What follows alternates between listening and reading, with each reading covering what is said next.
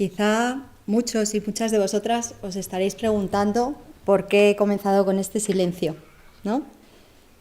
Algunos estaréis pensando qué hace, por qué lo hace. Bueno, algunas personas podemos estar incluso incómodas con el silencio. Hoy no voy a hablar de las herramientas de coaching estratégico que son tan importantes, pero sí nos vamos a centrar en un aspecto clave y sobre todo asociado a la ética, al comportamiento y a la conducta. Behavioral Compliance es la charla de hoy, esperamos que la disfrutéis. Dar las gracias a la World Compliance Association, al equipo del Comité Técnico de Compliance Officers y sobre todo a cada una de las personas que estáis hoy aquí, entregando este tiempo tan valioso de vuestro día a día a escucharnos. Esperamos que cada una de las cosas que aportemos sea de alto valor y vamos a por ello.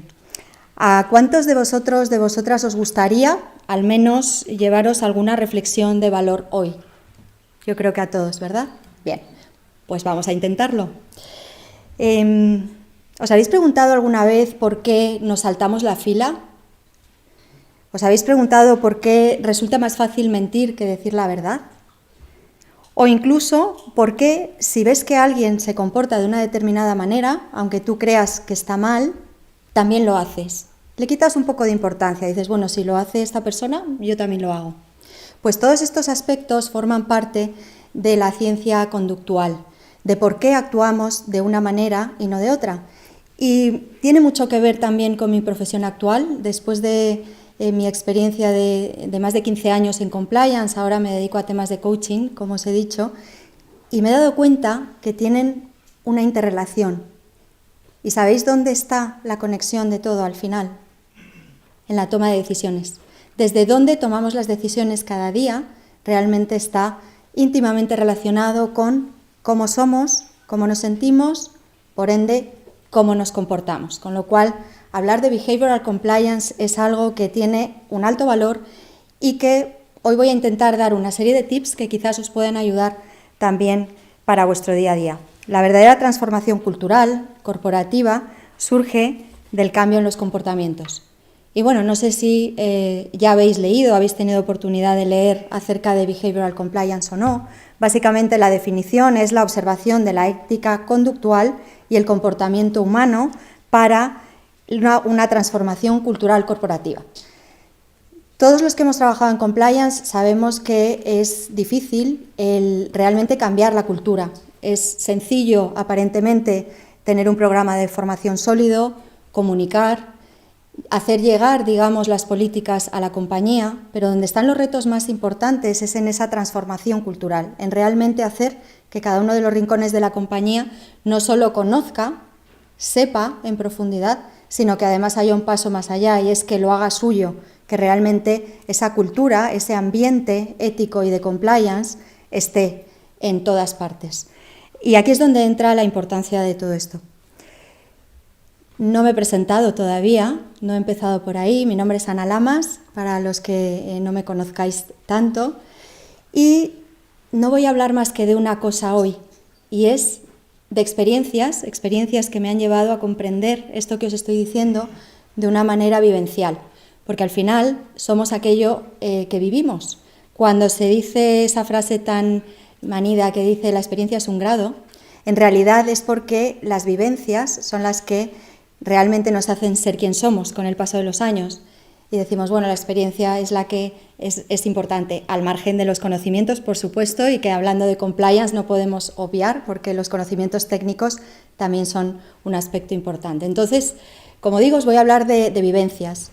Y os voy a contar un caso en esos 15 años de experiencia en compliance. Recuerdo uno en el que, bueno, pues os voy a poner un poco en situación.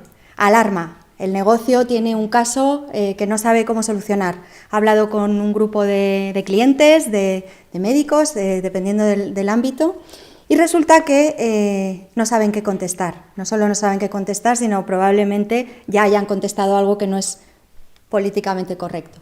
Entonces, ¿qué hacen? Acuden al departamento de compliance. Os suena, ¿no? Llaman a todas las personas del departamento, uno tras otro. Nosotros en compliance ya estamos todos informados. ¿Te ha llamado? Sí, me ha llamado. Sí, te está buscando. Así, a mí también. Alarma. ¿Qué ocurre? Que hay un caso muy complicado en el que el cliente, cuáles son las personas que intervienen, entonces se empieza a hablar sobre el tema. ¿Y qué es lo que ocurre después? ¿Os acordáis de esto del teléfono estropeado? Pues así.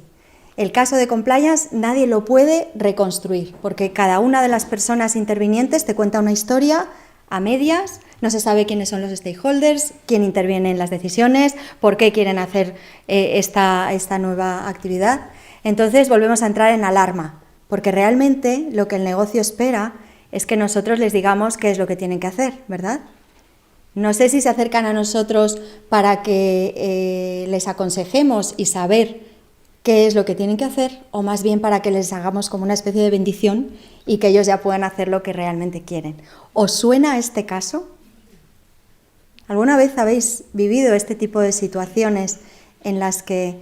Bueno, pues este caso que a mí me ha inspirado para hablar con vosotros hoy fue curioso por un hecho concreto y es el que voy a hacer como base de ejemplo para lo que os quiero contar hoy. Y es que yo había acordado una serie de cosas con el grupo de personas que habíamos hablado del tema y organizamos una conference para hablar todos y sentar las bases al negocio de cómo tenían que hacerse las cosas.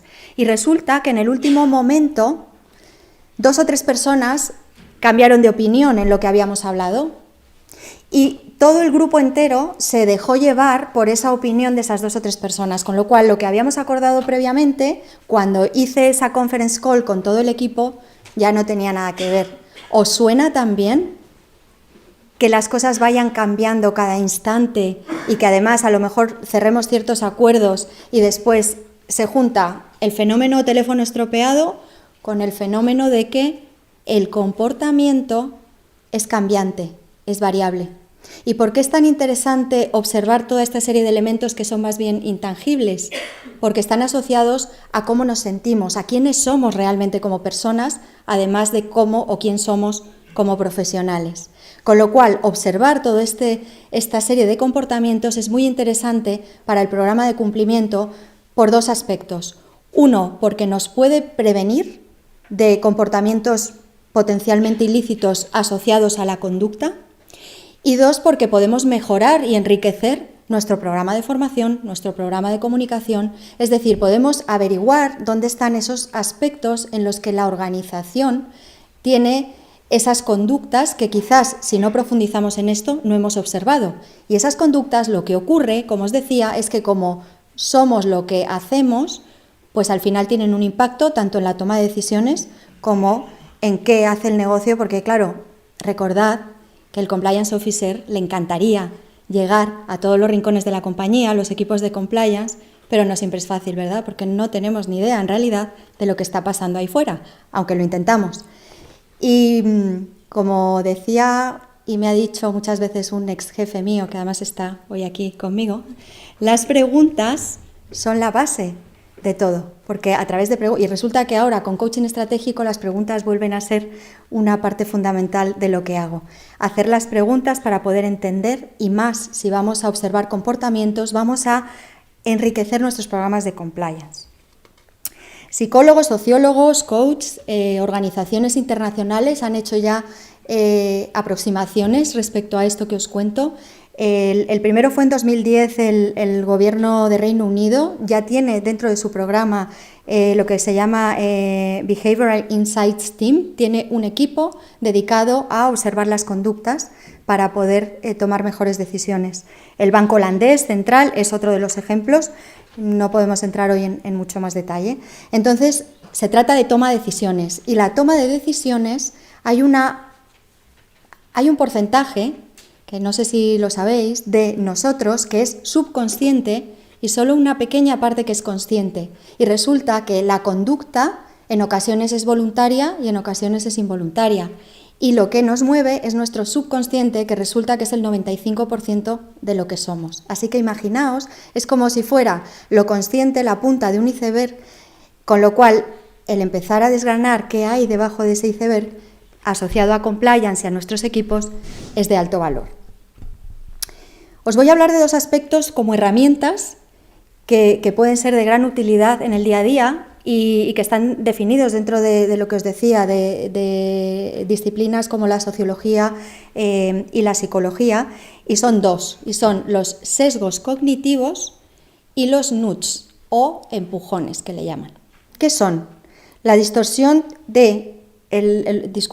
los sesgos cognitivos son la distorsión que afecta al modo en el que percibimos la realidad. Es decir, son las famosas, que bueno, los coaches lo utilizamos mucho, las famosas creencias limitantes, os sonará. Son esas cosas, esos sesgos que hay en nuestro cerebro y que hacen que nos comportemos de una determinada manera u otra.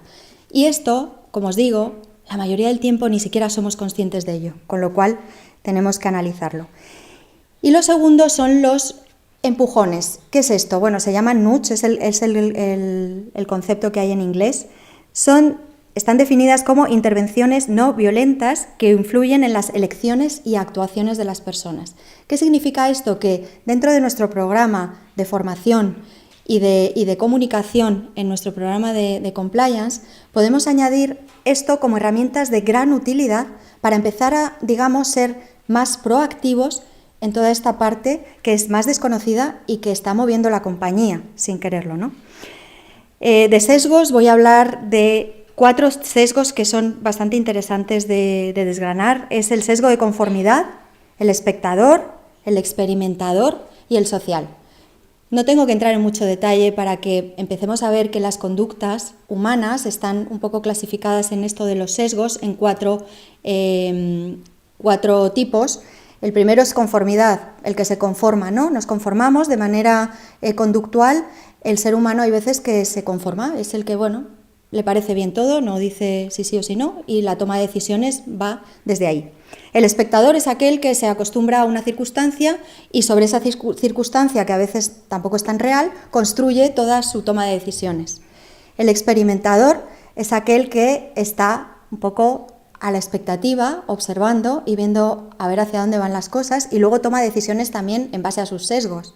Y el social, y esto es algo que ocurre muchísimo en la conducta humana, es aquel que se deja llevar, como decíamos antes. Si los de al lado lo hacen, yo también lo hago. ¿Creéis que estas conductas tienen relación con compliance? Yo creo que sí, porque si logramos analizar todo esto, seremos mucho más, nos anticiparemos en nuestros programas de cumplimiento. Y respecto a una serie de herramientas que pueden ser de gran utilidad en lo que tiene que ver con esas maneras de comunicar un poco diferentes y más, digamos, anticipativas, podemos hablar de 3 niveles. El primero, el hacer recordatorios a nivel de comunicación del tipo, ¿estás haciendo lo correcto? Por ejemplo, podemos hacer en nuestra comunicación preguntas que hagan a las personas hacer una doble reflexión sobre lo que están haciendo, ¿no? Para saber si lo que están haciendo es lo esperado o no. Hay un segundo nivel que es el de la opción por defecto más adecuada. Esto funcionaría, por ejemplo, con cartelerías del tipo Be Compliant, o que recuerden a las personas qué tienen que hacer, ¿no? Y que elijan esa opción como la más adecuada. Y el tercer nivel es exponer a las personas a situaciones específicas que les hagan recordar qué es lo que está bien. Todo esto son herramientas que a veces no nos las planteamos porque, como os digo, muchas veces vamos en automático en las compañías, tenemos un programa de formación, tenemos un programa de comunicación y ya con eso tenemos bastante, ¿no? Y componer e implementar todo lo que tenemos que hacer, pero es interesante empezar a observar el comportamiento. Como conclusiones sería ir más allá de implementar el programa, de formar, esperando que la organización cumpla. Los sesgos y los nudges como herramientas de alto valor. ¿Acaso se comporta nuestra organización como nosotros creemos? ¿Y por qué lo hace? Incluir esto en nuestras matrices de riesgo puede tener un alto valor. Porque la función de compliance es ardua y el comportamiento humano impredecible. Se considera que la conducta humana es siempre consciente y en realidad no es así. Inconsciente, voluntaria o no, lo más importante es conocer a tu personal, conocer a tu empresa y sobre todo, conocerte también a ti mismo, a ti misma para tomar mejores decisiones. Gracias.